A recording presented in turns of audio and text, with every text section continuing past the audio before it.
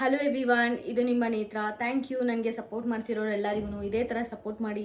ನನ್ನ ಚಾನಲ್ಗೆ ಯಾರಾದರೂ ಸಬ್ಸ್ಕ್ರೈಬ್ ಮಾಡ್ಕೊಂಡಿಲ್ಲ ಅಂದರೆ ದಯವಿಟ್ಟು ಸಬ್ಸ್ಕ್ರೈಬ್ ಮಾಡ್ಕೊಳ್ಳಿ ಅಂತ ಹೇಳ್ತಾ ಇವತ್ತು ಬಿಗ್ ಬಾಸ್ ಮಾತಾಡೋದಕ್ಕಿಂತ ಮುಂಚೆ ನಮ್ಮ ದೇಶದ ಒಂದು ಹೆಮ್ಮೆ ವಿಚಾರ ಅಂತಲೇ ಅನ್ಬೋದು. ರಾಮ ಪ್ರತಿಷ್ಠಾಪನೆ ಆಗ್ತಾ ಇದೆ. ಎಲ್ಲರಿಗೂ ಒಳ್ಳೆಯದಾಗಲಿ, ಶ್ರೀರಾಮಚಂದ್ರ ಎಲ್ಲರನ್ನೂ ಕಾಪಾಡಲಿ ಅಂತ ಬಿಡ್ತಾ ಇವತ್ತು ನಾನು ನನ್ನ ವಿಡಿಯೋನ ಸ್ಟಾರ್ಟ್ ಮಾಡೋಕ್ಕೆ ಇಷ್ಟಪಡ್ತೀನಿ.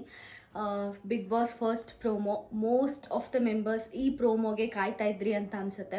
ಯಾಕಂದರೆ ನಮ್ಮ ಕ್ವಶನ್ಸ್ ಎಲ್ಲನೂ ಒಂದು ರಿಪೋರ್ಟರ್ಸ್, ನ್ಯೂಸ್ ರಿಪೋರ್ಟರ್ಸ್ ಕಿರಿಕೀರ್ತಿ ಮತ್ತು ಇನ್ನೊಬ್ರು ಆ್ಯಂಕರ್ ಹೋಗಿದ್ದಾರಲ್ಲ ಅವರಿಂದ ಕೇಳ್ಪಡೋ ಹಾಗೆ ಆಯಿತು ಅಂತ ಹೇಳ್ಬೋದು. ಫಸ್ಟ್ ಕ್ವಶನ್ ವಿನಯ್ ಅವರಿಗೆ ಕೇಳ್ತಾರೆ. ಇವರು ಕಿರಿಕೀರ್ತಿ ಅವರು, ನಿಮ್ಮನ್ನು ಬಿಟ್ಟು ನಿಮ್ಮ ಫುಲ್ ಗ್ಯಾಂಗ್ ಎಲಿಮಿನೇಟ್ ಆಯ್ತಲ್ವ, ನೀವು ಒಬ್ಬರೇ ಆಗಿ ಉಳಿದಿದ್ದೀರಲ್ಲ, ಏನು ಹೇಳ್ತೀರಾ ಇದ್ರ ಬಗ್ಗೆ ಅಂತ ಕೇಳಿದಾಗ ಫುಲ್ ನರ್ವಸ್ ಆಗೋದ್ರು ಅಲ್ಲಿ ವಿನಯ್ ಅಂತಲೇ ಹೇಳ್ಬೋದು.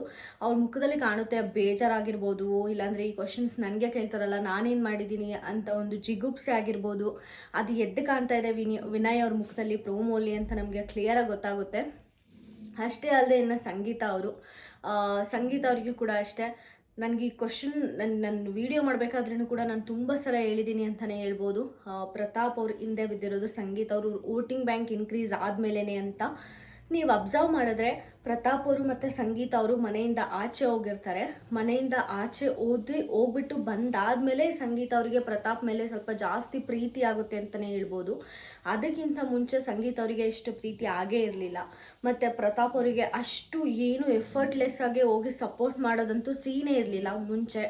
ಅವ್ರೊಂದ್ಸಲ ಹೋಗಿ ಎಲಿಮಿನೇಟ್ ಆಗಿ ಬಂದಾದಮೇಲೆ ಸಂಗೀತ ಅವರು ಪ್ರತಾಪ್ಗೆ ಒಂದು ಸ್ಟ್ಯಾಂಡ್ ಕೊಡೋದಾಗಲಿ ಎಲ್ಲನೂ ತುಂಬಾ ಜಾಸ್ತಿ ಆಯಿತು ಅಂತ ಎದ್ದು ಕಾಣಿಸ್ತಾ ಇದೆ. ಅದು ನಿಜ ಕೂಡ ಅಂತಲೂ ಅನ್ನಿಸ್ತಿದೆ. ಯಾಕಂದರೆ most of the audience outside ಅದೇ ಒಪಿನಿಯನ್ ಇಟ್ಕೊಂಡಿದ್ದಾರೆ. ಅಷ್ಟೇ ಅಲ್ಲದೆ ಆ ಕ್ವಶನ್ನ ಸಂಗೀತ ಕೇಳಬೇಕಾದ್ರೆ ಪ್ರತಾಪ್ ಅವ್ರ ಸ್ಮೈಲ್ ನೀವು ಪ್ರೋಮೋಲ್ ನೋಡಿದ್ರೆ ಅವರಿಗೂ ಕೂಡ ಅದೇ ಒಪಿನಿಯನ್ ಇದೆ ಅಂತ ಅನಿಸುತ್ತೆ. ಅಷ್ಟು ಕ್ಲೀನಾಗಿ ಎವಿಡೆಂಟಾಗಿ ಕಾಣಿಸ್ತಾ ಇತ್ತು ಪ್ರತಾಪ್ ಅವ್ರ ಎಕ್ಸ್ಪ್ರೆಷನ್ ಅಂತ ಹೇಳ್ಬೋದು. ನೋಡಬೇಕು ಪ್ರತಾಪ್ ಅವ್ರು ಏನಾದರೂ ಜಸ್ಟಿಫಿಕೇಶನ್ ಕೊಡ್ತಾರಾ, ಇಲ್ಲ ಸಂಗೀತ ದೀದಿ ನನಗೆ ಫಸ್ಟಿಂದನೂ ಸಪೋರ್ಟ್ ಮಾಡ್ತಾಯಿದ್ರು, ಅದಾದಮೇಲೆ ಇಬ್ಬರಿಗೂ ಎಫೆಕ್ಟ್ ಆಗಿರೋದ್ರಿಂದ ಇಬ್ಬರಲ್ಲೂ ಒಂದು ಸಿಂಪತಿ ಬಂದು ಒಬ್ರಿಗೊಬ್ರು ಅಂತ ನಿಂತ್ಕೊಂಡ್ವಿ ಅಂತ ಏನಾದರೂ ಎಕ್ಸ್ಪ್ಲನೇಷನ್ ಕೊಡ್ತಾರಾ, ಇಲ್ಲಾಂದರೆ ನನಗೂ ಹಂಗೆ ಅನ್ನಿಸ್ತು ಅಂತ ಕಿರಿಕೀರ್ತಿ ಅವ್ರು ಏನಾದರೂ ಥ್ರೋ ಬ್ಯಾಕ್ ಕ್ವಶನ್ ಪ್ರತಾಪ್ ಅವ್ರಲ್ಲಿಟ್ರೆ ಹೇಳ್ತಾರಾ ಅಂತ ಕಾದು ನೋಡಬೇಕಾಗುತ್ತೆ. ಇನ್ನು ಥರ್ಡ್ ಕ್ವಶನ್ ಕಾರ್ತಿಕ್ ಮಹೇಶ್ ಅವ್ರಿಗೆ ಕೇಳ್ತಾರೆ.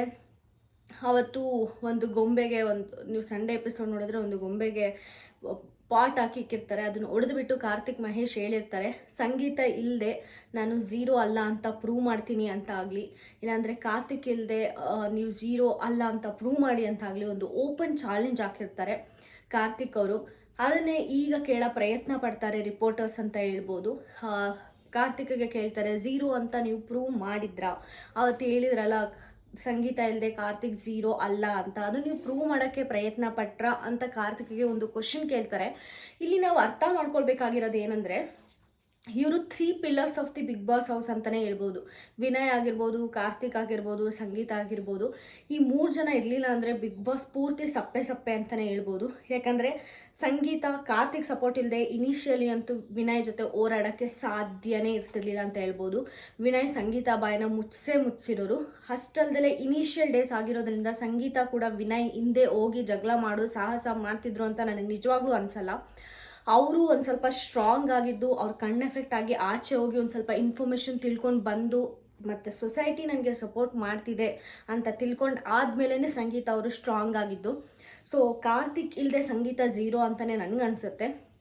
ಆವತ್ತು ಕಾರ್ತಿಕ್ ಇರಲಿಲ್ಲ ಅಂದಿದ್ರೆ ಸಂಗೀತಗೆ ಇವತ್ತು ಸಂಗೀತ ಇಲ್ಲಿ ಇರ್ತಿರ್ಲಿಲ್ಲ. ಅಷ್ಟಲ್ದೇ ವಿನಯ್ ಕೂಡ ಅಷ್ಟೇ. ವಿನಯ್ ಬೇರೆಯವ್ರ ಮೇಲೆ ಜಗಳ ಮಾಡಿರ್ಬೋದು, ಎಕ್ಸಾಂಪಲ್ ತುಕಾಲಿ ಅವ್ರ ಮೇಲೆ ಆಗಿರ್ಬೋದು, ಇನ್ನು ಬೇರೆಯವ್ರ ಮೇಲೆ ಮಾಡಿರ್ಬೋದು. ಬಟ್ ಕಾರ್ತಿಕ್ ಮೇಲೆ ಮತ್ತು ಸಂಗೀತ ಮೇಲೆ ಜಗಳ ಮಾಡಿದಾಗ ಅವ್ರಿಗೆ ಬಂದಿದ್ದ ಪಾಪ್ಯುಲಾರಿಟಿ ಆಗಿರಲಿ, either that is an a positive note or in a negative note, ಯಾವುದರಿಂದ ಆಗಲಿ ಪಾಸಿಟಿವ್ ನೋಟ್ ಆಗಲಿ ನೆಗೆಟಿವ್ ಆಗಲಿ, ಇವ್ರ ಮೇಲೆ ಜಗಳ ಬಂದಷ್ಟು ನೇಮು ಬೇರೆಯವ್ರ ಜೊತೆ ಜಗಳ ಮಾಡಿದಾಗ ಬಂದಿಲ್ಲ ಅಂತ ನನಗೆ ಅನಿಸುತ್ತೆ. ಇನ್ನು ಸೇಮ್ ಸಂಗೀತ ಅವರು ಅಷ್ಟೇ. Without Karthik and Vinay Sangeetha is big zero ಅಂತ ನನ್ನ ಪ್ರಕಾರ.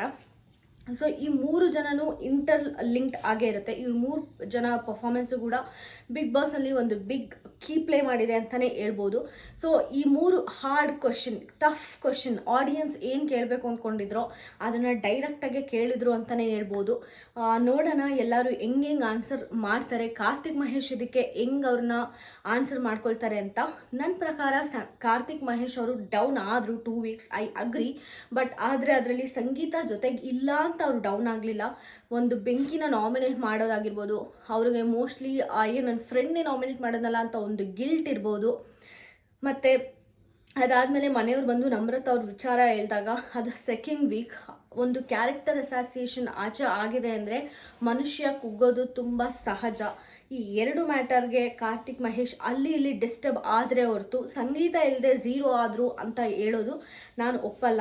ಮೋಸ್ಟ್ಲಿ ಇದು ನನ್ನ ಒಪಿನಿಯನ್ ಅಷ್ಟೇ. ನಿಮ್ಮ ಒಪಿನಿಯನ್ ಬೇರೆ ಇರ್ಬೋದು, ಅದನ್ನು ನನಗೆ ಕಮೆಂಟ್ ಸೆಕ್ಷನಲ್ಲಿ ತಿಳಿಸಿ, ನಾನು ಓದೋಕ್ಕೆ ಟ್ರೈ ಮಾಡ್ತೀನಿ ಅಂತ ಹೇಳ್ತಾ ಇದು ನಾನು ಈ ವಿಡಿಯೋಲಿ ಹೇಳೋಕ್ಕೆ ಇಷ್ಟಪಟ್ಟಿದ್ದು. ನಿಮಗೆ ಈ ವಿಡಿಯೋ ಇಷ್ಟ ಆದರೆ ದಯವಿಟ್ಟು ಲೈಕ್ ಮಾಡಿ, ಶೇರ್ ಮಾಡಿ, ಸಬ್ಸ್ಕ್ರೈಬ್ ಮಾಡ್ಕೊಳ್ಳಿ. ಆದಷ್ಟು ಫುಲ್ ವಿಡಿಯೋ ನೋಡೋಕ್ಕೆ ಟ್ರೈ ಮಾಡಿ. ನೋಟಿಫಿಕೇಷನ್ ಐಕನ್ನ ಕ್ಲಿಕ್ ಮಾಡಿ. ನಾನು ವಿಡಿಯೋ ಮಾಡಿದ ತಕ್ಷಣ ನಿಮಗೆ ಇಮಿಡಿಯೇಟ್ಲಿ ನೋಟಿಫಿಕೇಷನ್ ಬರುತ್ತೆ ಅಂತ ಹೇಳ್ತಾ ನಾನು ಈ ವಿಡಿಯೋನ ಮುಗಿಸ್ತಾ ಇದ್ದೀನಿ. Thank you so much.